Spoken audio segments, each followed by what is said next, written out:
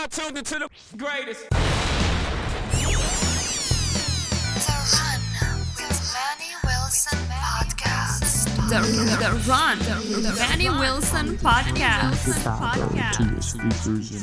The best sports podcast there is. Yes, sir. What's up, everybody? Welcome back to The Run with me, Manny Wilson, all the way from Detroit to Chicago to your speakers and headphones. I appreciate you tuning in to the first interactive sports podcast, a community that makes sure your voice is heard. So if you're something you agree with, you disagree with, you like or you dislike, go ahead, shoot me a call, 219-413-9405, and we will play your take back on our next episode. And shout out to SeatGeek for sponsoring this episode. Get $20 off your first ticket purchase when you use the promo code TheRunPodcast. This code can only be applied to first-time users on the mobile app or website. So go ahead, create you an account really quick. Go to one of these Pistons games that's coming up all next season, or the baseball games, the Cubs, check them out. Or even, since we're going all the way out to LA today, go to a Dodgers game. I'm here with the editor of the LakersNation, columnist for Sporting Tribune, the Cold Wire, and host of Jello Jiggling, a podcast that covers all things Lakers, Ryan Ward. What's going on, man? I'm glad to have you on the show today. Yeah, I'm glad to be here, man. Glad to be here. Crazy week. Crazy week. I know it's probably insane. So of course I appreciate you joining in, especially with all the draft stuff going on and, just having to cover everything with the Lakers and all the craziness going on. New coach, a lot of moves for the Lakers. So I'm just cut straight to it because I don't want to hold you up much longer than I have to. Some crazy stuff, starting with the J.J. Redick hire, man. I had faith in J.J. Redick. I kind of have faith in him because he was a solid player, very consistent dude as a player. And in coaching, obviously, you're going to need some consistency and stuff. But it was just wild to me that the Lakers went with J.J. Redick instead of pursuing some head coach who was like a vet, because we know they tried Dan Hurley. They even had interest in Jay Wright at one point, but they went with a guy with no coaching experience. So I want to hear your initial thoughts on that, since, that's very near and dear to you as your team's new head coach. What do you think about that? I think it's crazy. I think it's absolutely nuts. I think it reeks of desperation and not having, kind of a clear, goal or plan. It's just, LeBron likes this guy. Okay, bring him in.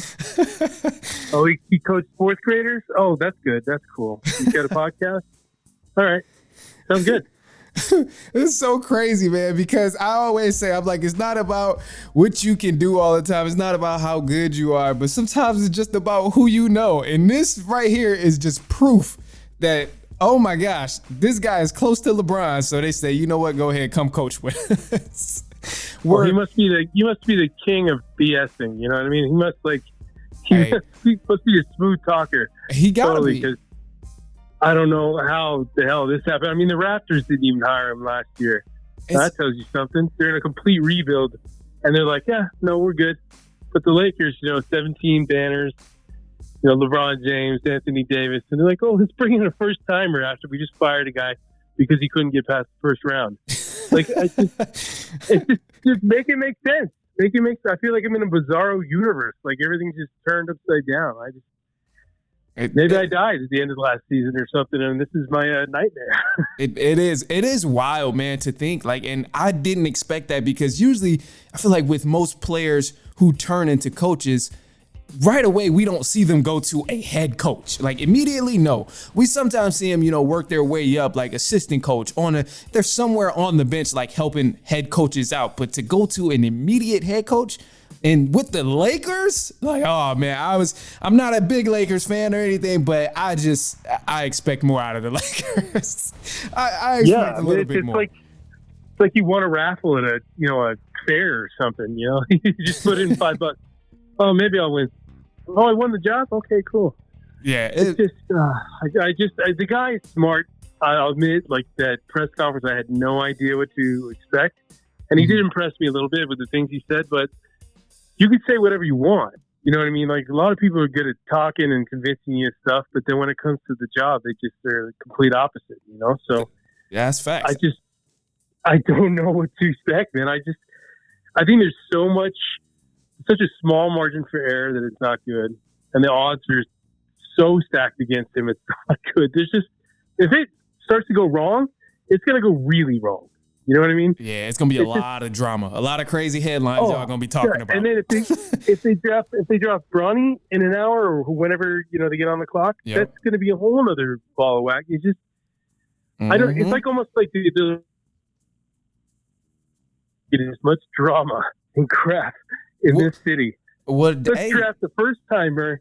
Let's bring back a 40-year-old, and then draft a kid who should probably not be in the NBA. Yeah, I mean, that's the Lakers, man. That's a big stage, and all the drama that's happening, it's gonna make for a very interesting season come next year, because it's like you mentioned, little room for margin, very, very little room for error, because oh my gosh, man, it's gonna be rough if they have anything that go wrong. And it's funny that you mentioned this too, because I heard you say something about banners, and I kind of want to backtrack a little bit, because obviously we know the Lakers, they just hung up a banner. It wasn't a championship banner like everybody hoped, but they did hang up a banner, the in-season tournament. So they weren't NBA champions, but they're in-season tournament champions.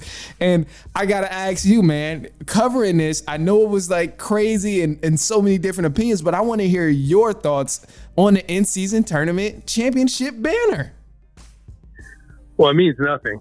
It means nothing right now. Nothing. Okay. I mean, I was entertained. I thought it worked, but I think in terms of, it's going to be a joke until it's 15 years in, and people are really like talking about it and being about it. But it's just, they say there's that famous saying, like the first guy through the wall always gets bloody, right? Mm-hmm. Well, the Lakers were the first ones through the wall, and then they hang a banner.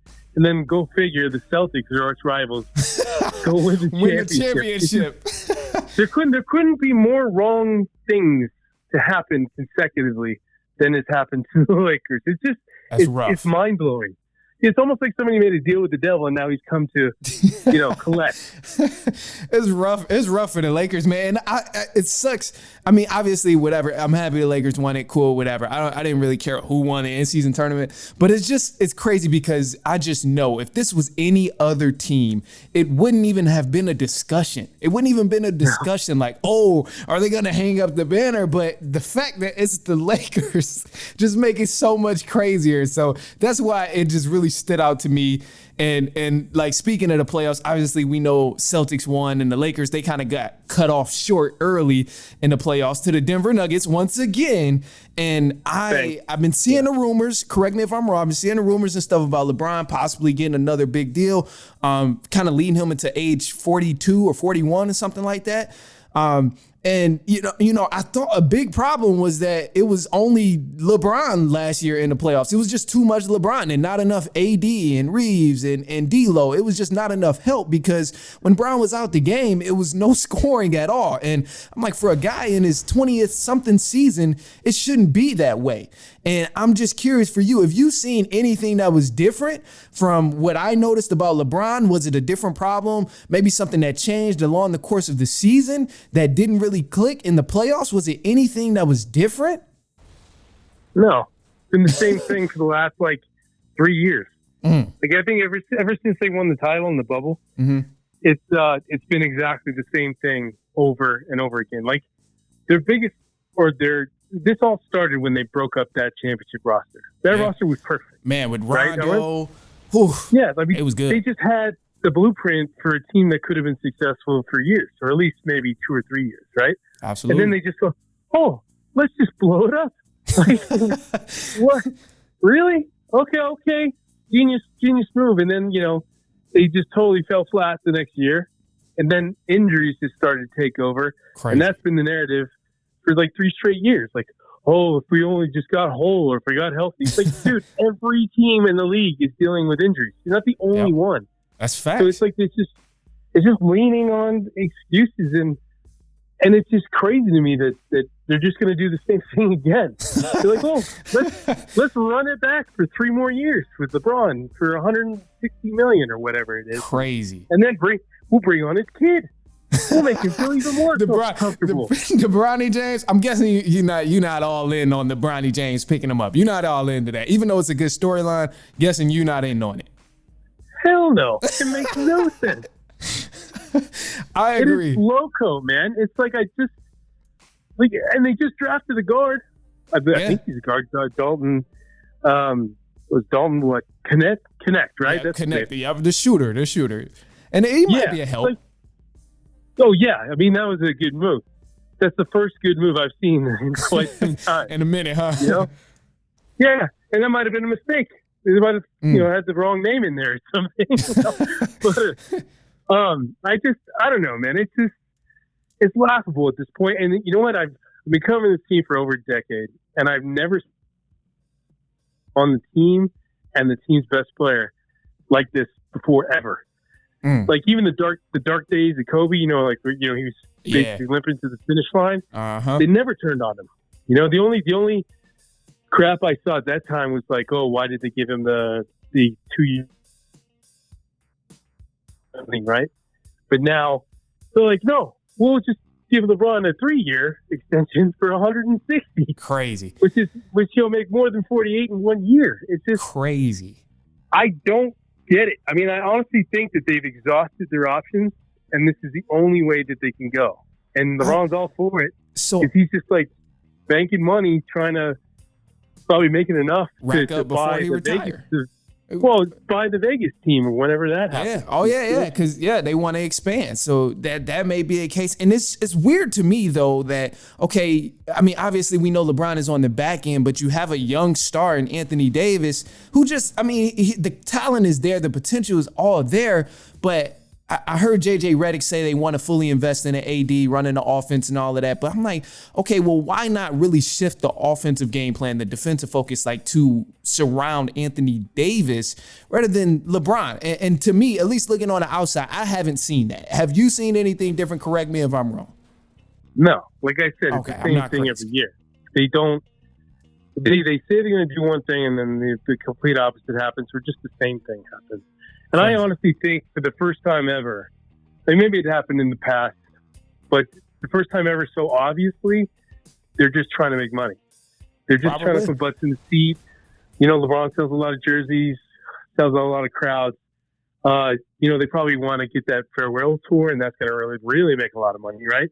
So they're just thinking dollars and cents. They're not thinking of W's. And as, Laker fans, that pisses them off. Yeah, y'all about the W's. Y'all about the wins, man. Yeah. Y'all are about exactly. That's one thing LA is known for. And I respect the hell out of LA because they win. And it's like, as much as I dislike some of the fans and, the organization, the way they run things, it's like, you got to respect it because they had the winning history. So you got to respect it. But look, Ryan, I know you got to get out of here soon. So I'm going to just ask you 3 more things, man. I just need you to finish the sentence. Some of these are set up. I'm gonna be honest right now, but I need you to just finish the sentence before we wrap up and cut to this JJ Redick clip. So finish my sentence here. The Los Angeles Lakers will win their next NBA championship by... Never. Never. No, I'm just kidding. I was about to say, damn, never. I would say a decade, dude. I would say 10 years. 10 years. Okay, 2024, so 2034. So what I'm hearing is the Pistons are going to be playing the Lakers in the finals. I'm a Pistons guy. But that's what I'm hearing. So that's what I said Pistons got into 2034, 2038 to really start going back. So that's what I'm hearing. Lakers, Pistons, 2034 NBA finals. Bet. I love it. All right, another sentence here that you got to finish. The Denver Nuggets are the Los Angeles Lakers. Achilles heel. I knew you wasn't going to say the Lakers, Daddy, but I had to throw it out there. I had to set you up. And then last thing too, man, you just drafted Dalton Connect. So Austin Reeves and Dalton Connect are? Woody Harrelson clones. Woody. Okay, I'll take it. Those dudes are dope, man. That's gonna help the Lakers a lot, man. I really like that y'all stacked them up. And again, man, I'm not Lakers fan, nothing, not huge on the Lakers, but I think that's dope. That those two are together, and it should help. But ultimately, think we'll still see the same thing we've been seeing over the past few years, like you mentioned. Yeah. But anyway, Ryan, man, let the people know where they can follow you. I'm gonna play this JJ Redick clip, and then that'll follow after you share, your socials and everything there. So where can the people follow you? Where can they listen to the new podcast as well? Well, I get the same handle pretty much everywhere. It's at Ryan Ward LA. That's Instagram, TikTok, YouTube. I know I'm forgetting another one. And then my Dylan podcast is on the Believe Broadcast Network. So that's where you can find that. And it's on all of them, like Apple Podcasts, Spotify, yada, yada, yada. Okay, bet it up, man. Of course, man. I appreciate you tuning in. Ryan, we definitely will be in touch throughout the season as well. And I'm going to leave you guys with the JJ Redick quote. This is JJ Redick via, what is this audio from? I got it from the NBA. Yeah, audio from the NBA via JJ Redick. Here it is. What misconceptions or concerns about you that you've heard in the last few weeks are you the most looking forward to dispelling when you're the coach? It's a valid question, and I've certainly heard everything. It's been a really interesting 6 weeks or so, just in terms of being part of the engagement farming industry. It's been really interesting. However, I don't really have a great answer for your question because I really don't give a fuck. Honestly, I want to coach the Lakers. I want to coach the team. I don't want to dispel anything. I don't. I want to become a great coach in the NBA, and I want to win championships, and I want my players to maximize their careers. That's all I fucking care about.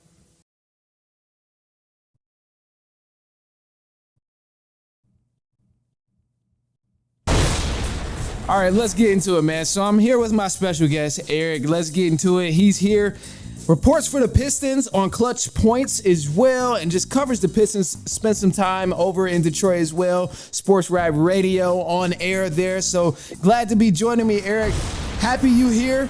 And let's jump into it, bro. Because first, I want to make sure you can hear me, right? You here? You good?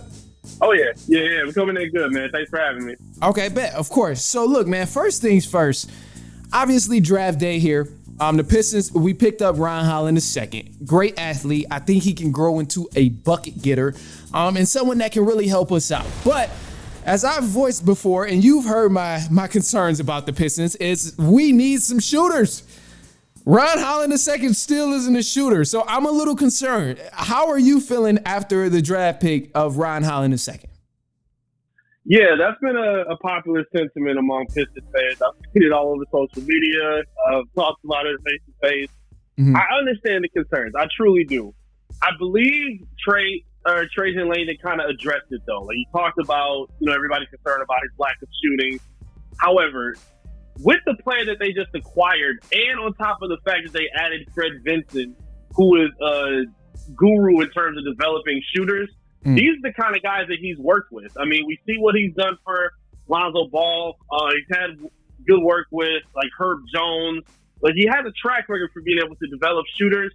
And considering the skills and the tools that Holland already possesses, like you said, super explosive athlete, likes to play in transition, good defender. He can defend 1 through 4.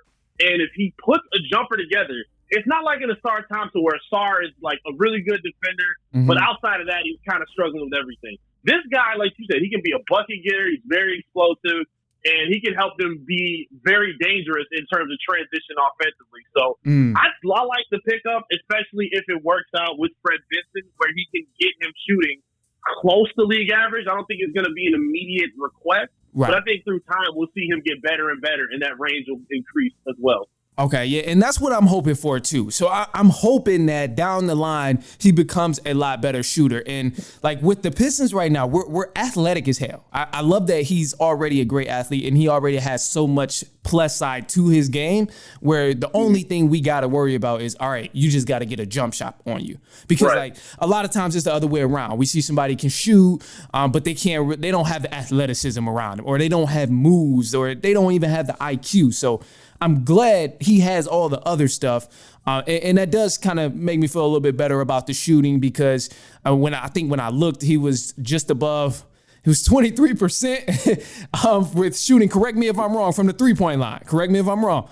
No, you're right. It worries me, but I think when it comes to us winning ball games, obviously shooting is not how we're going to win plenty of games. What is a way you think we're going to have teams beat in the way that we can win more than 23 games in a single season? What's this way you thinking?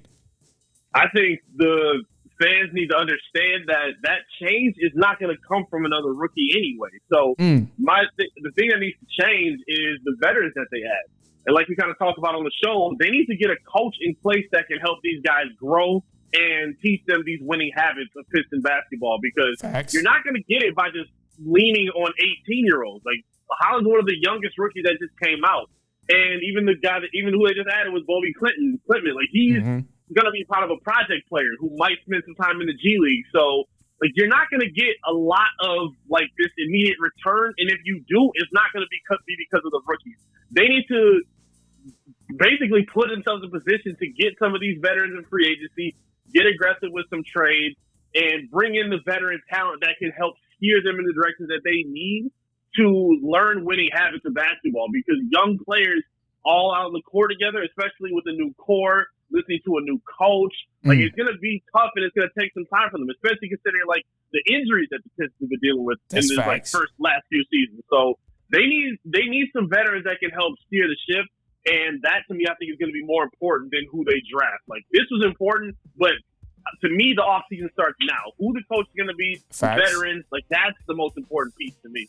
And I 1,000% agree with you on the coach, bro. I feel like so much is going to weigh on the coach's shoulders, because he's going to be the one to set the tone for how this team plays. I'm like, with all the athleticism that we have, if we have a coach that's preaching effort, we might be all right. We might be able to beat a couple teams just based off of playing harder. Like, we might not have a skill there, but, you know, down the line, that'll come. You know, we'll be able to pick up more veterans. We'll be able to take on bigger contracts and pay more players, which will be helpful. And, you know, I think a big part of this is some Pistons fans got to understand that it's not going to happen overnight. It's not going to happen overnight. That's never been the case with any team. I think the only team that's ever happened with was like the Detroit Shock. It was like they were bad and then they ended up winning like championship. That's it though. But it usually never happens. But speaking of like veterans and stuff, I was once against Tobias Harris. I was like, no, I don't want him there at all. But I've kind of been swayed. And I know last time we talked, which was only like 2 weeks ago on air, you know, I was like, no, Tobias Harris, I don't want him at all. But I'm kind of changing my mind. Would you be open to accepting Tobias Harris if he came back to Detroit? And what other veterans would you want on the Pistons if you had to choose? Yeah, I think he should be somebody that's on the free agency list. It looks like Trajan Langdon is putting a lot of emphasis on getting some wings that can complement Cade Cunningham, that can work in the front court, and they can do things on both sides of the basketball. I don't mind Tobias Harris. I think he's a good player. I don't think he's going to be the guy that comes in and it should be your number one primary like scoring option. I don't think that should happen. I don't think that's how the Pistons would look at him anyway. So to me, I think he would be complimentary. I think he fits next to a guy like Fontecchio. They both space the floor well. And great, I don't think Tobias is like a lockdown defender, but I think he was much better last year than we've probably seen him in quite some time in his career. That's true. I think he makes a lot of sense. I think in terms of free agency, like I would like to see him. I think they should call guys like Beasley, Najee Marshall. These are more veteran guards. They can stretch the floor and shoot the three.